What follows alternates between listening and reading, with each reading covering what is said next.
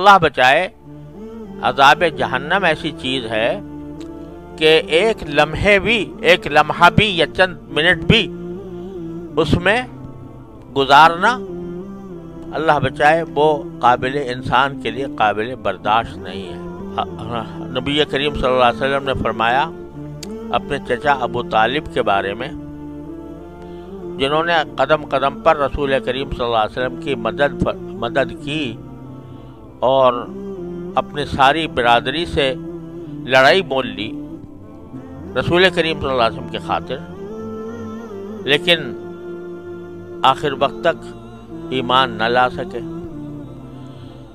تو آپ لوگوں نے پوچھا کہ ان کا کیا انجام ہوگا، تو آپ نے فرمایا سب سے کم تر ہلکا عذاب ابو طالب کو ہوگا،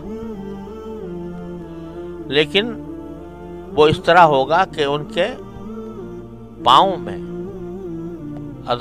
آگ ہوگی، پاؤں پر صرف، لیکن ایسی ہوگی کہ اس سے ان کا دماغ کھول رہا ہوگا۔ اللہ بچائے۔ سب سے کم تر، سب سے خفیف، سب سے ہلکا عذاب یہ ہوگا۔ تو ایک مومن اگر اپنے ایمان کی وجہ سے چاہے آخر میں جنت میں چلا جائے، لیکن جو اپنے اعمال اور اخلاق کی جو سزا بھگتے گا وہ بھی کوئی نہ کوئی ایسی نہیں ہے کہ جو آدمی کے لیے قابل برداشت ہو۔ ایک لمحے کی سزا بھی قابل برداشت نہیں ہوتی۔